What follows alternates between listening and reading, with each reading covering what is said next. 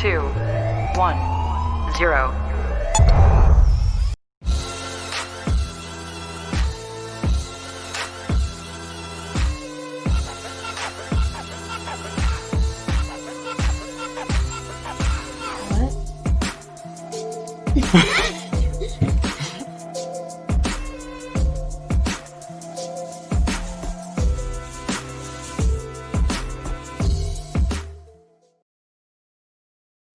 We are live, everybody! We are live! And welcome back to Sarfield Sports, bringing the game to you. I'm Chad Greavy. This is my associate, Ben Greavy. Wow, associate. And today we got Jonathan Harty as our guest. Jonathan Harty, former Everett Silvertips captain. How you doing? Good, yourself? Doing well. All right. Great transition there. So, I've never intro before. So. we were just talking pre-show. You are just about as far away from Everett as you can get right now. He's over 2 days away if you drove. Yeah. Yeah, it's a good distance in the same place where my family lived when I was playing in Everett, so always had to make a decent journey there and back every year. Speaking of Everett, what's your favorite memory in Everett? Like on or off the ice? Oh, that's a good one. I think all of it. It's hard to distinguish everything. We never won a championship while I was there, so that, of course, would have taken it all. But just the growing up there and living those moments. It is crazy that you guys never won a championship. You look at the first round talent and just how deep those teams were when you guys were there. I mean, top to bottom goaltending, you had guys that could score and great defense on the back end with you and Taylor and Graham. And what do you remember most about those teams? I remember, so I have a cousin the same age as me. He was playing in the Quebec Major Junior Hockey League, so like Everett, but just in the east part of Canada. And we were ranked number 1 all year. We had Peter Mueller, Zach Hamill, Kyle Beach, Leland Irving. We just had a really stacked team. We were ranked number 1 in all of Canada. And we lost, I think it was second round. And I remember getting a call from my cousin, and we all thought you guys were going to win it all. And we thought, we were watching you at the Memorial Cup. And that was a big disappointment, but it wasn't for lack of trying, that's for sure. Wait, you guys made it to the Memorial Cup? No, they got bounced in the second round. They were second round of WHL. Yeah, heavily favored. We've never won the WHL. No, it was close. So 19-year-old year, you're named captain. Take me through. Do you remember being told you're going to be captain? I mean, that's as big of an honor as you can get, right? Yeah. And at the time, we never had a 19-year-old captain. There was only 20-year-old captains. There was never a 2-year captain.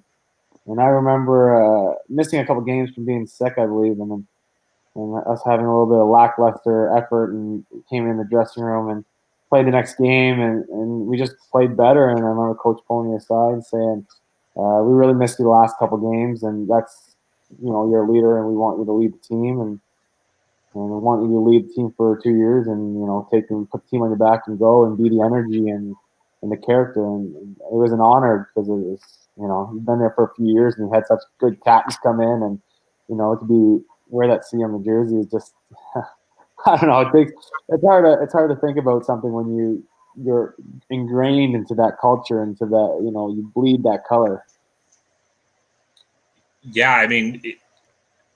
The fans in Everett always definitely fed off your energy. You were never the biggest guy on the ice, right?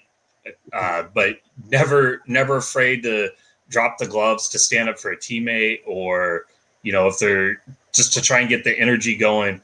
Do you remember who your first fight was in the WHL? And now that you have kids, and I see they're playing hockey.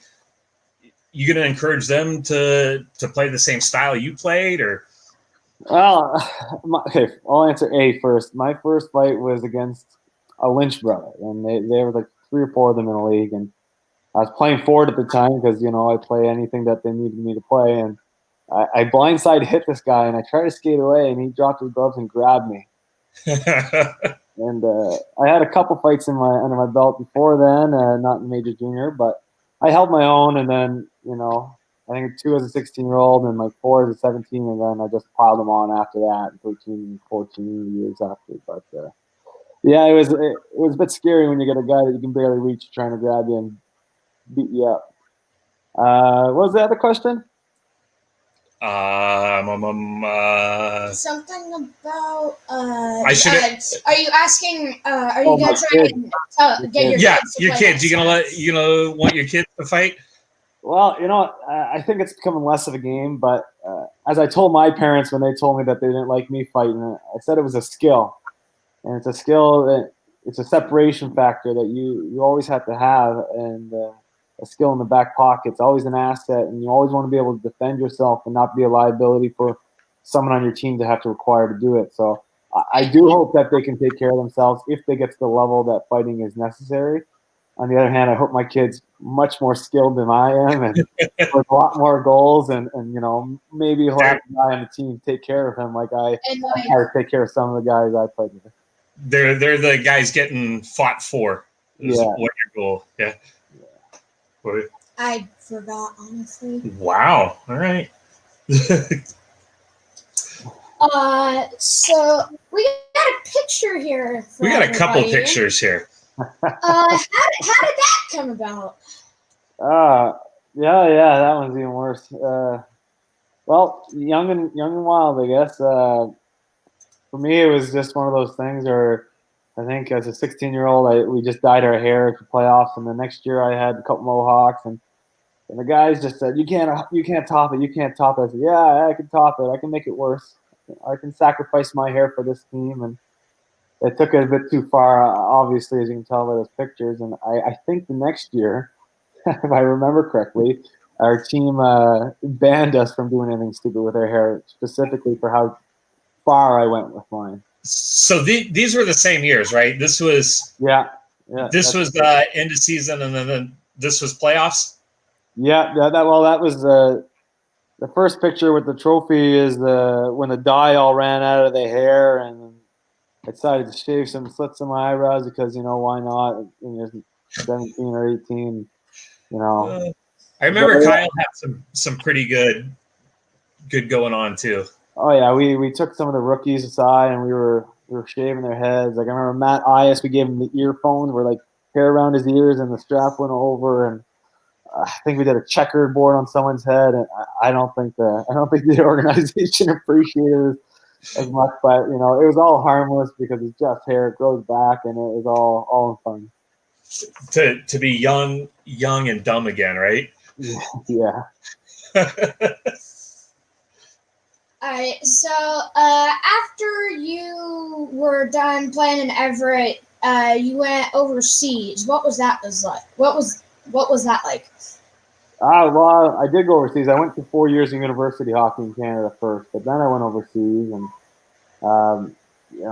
when I got over there, I was actually planning on trying to get up as high as I can, and then maybe transfer back and get a better shot at the NHL. Being a small guy, they really didn't. I didn't think my chances of moving up in North America from the East Coast to the AHL to the NHL were likely, so I went over to Europe, and I had to adjust my game a little bit because I starting to hurt a few people and get some penalties just for hitting guys too hard. So it was an adjustment, but I think in the long run, I grew my game and became a better hockey player because of it. I mean, you definitely would have to say you've had a successful hockey career playing that long professionally. How many countries did you get to go see playing hockey? Well, get to go see? I don't know if I can count that high. Like in Europe, it's nice. So every year they have 2 or 3 1-week breaks for national team breaks. And being a Canadian, we never had that program, and so they're playing in the French league. The French teams would all take a break, and we would get to travel. So that year, my wife was pregnant. We knew we were going to. We weren't able to do much traveling after that, so we visited like 4 countries just alone, just for on vacation. And so it was.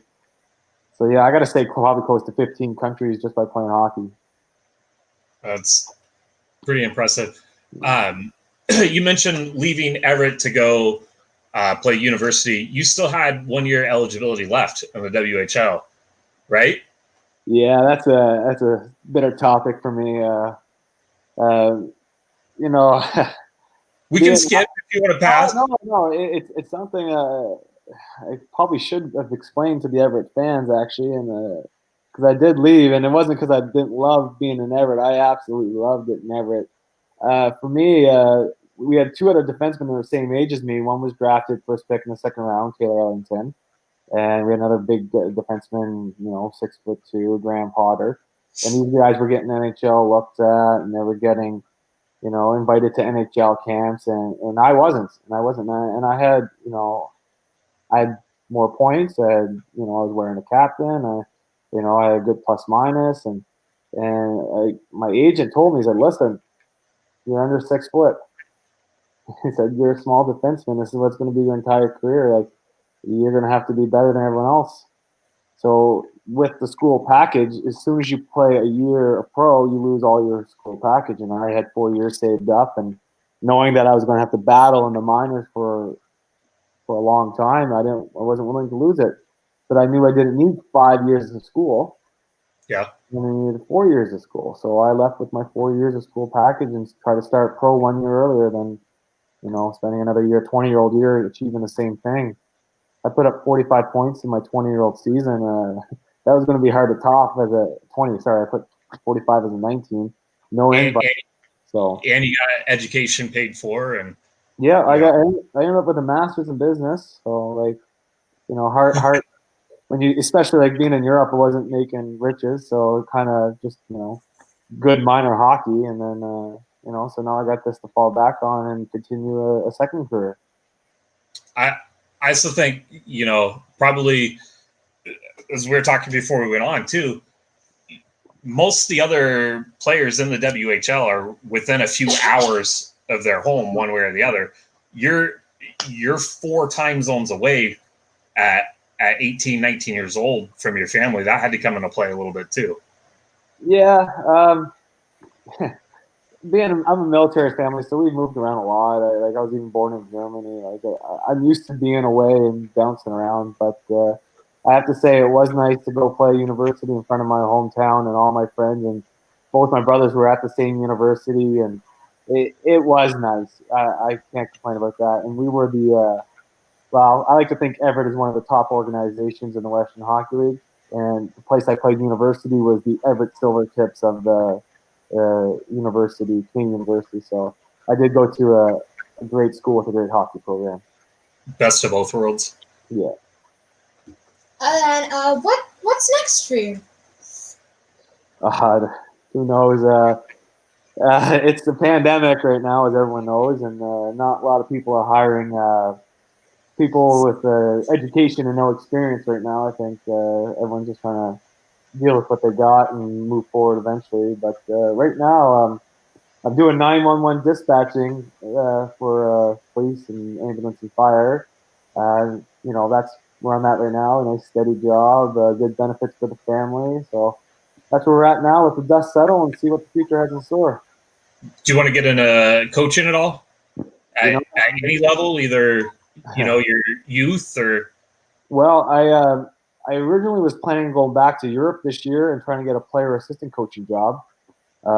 Actually, was talking to former Silvertip Brendan Sony about that, and it didn't work there just with COVID and everything going on. But and just with everything, I had an offer in one place, and that fell through. And then the offers that were coming, they weren't enough to support a family on. So, and I know a few people that are getting to coaching in their 40s, and their kids are like 12, and they're trying to find jobs as coaches, and they don't know where they're going and what they're doing. And I didn't want that life for my kids, so I decided that I need something more stable, and just to make sure I know that my kids are taken care of, and that's number one for me. I just realized in the last year I'm not going to the NHL, so what? I was trying. I would have done anything. But, Isn't it crazy how the little humans just change our perspective on everything, though? Well, you know what? They did, but I could always I could always rationalize that this could have been the best lifestyle for them, go and play here, being in Europe and doing that. And then after a while, it was starting to be like, maybe tied with another alternative. And now it's just so obvious that like I couldn't go back for the money that I was being offered. And, and then to start coaching, I probably wouldn't be starting at the salary that I could use to raise a family. And it just one of those things that, it was nice. It was a nice go. It was a good run. Had a great adventure, great journey, and just time to switch hats. Okay, so we have the quick rapid fire questions. We call it 2-on-1 fast break. 2-on-1 fast break. So they're basically this or that questions. We each got 3 of them. So, superhero or supervillain? Hero, always. Pancakes or waffles? Pancakes. Netflix or YouTube? Netflix. You want to be the passenger or a driver? Driver, 100%. Would you rather be a pirate or a ninja? Ninja. White Spot or Denny's? Oh, we don't have any of those where I'm from, but I used to eat at Denny's when we were in Everett. I never had White Spot.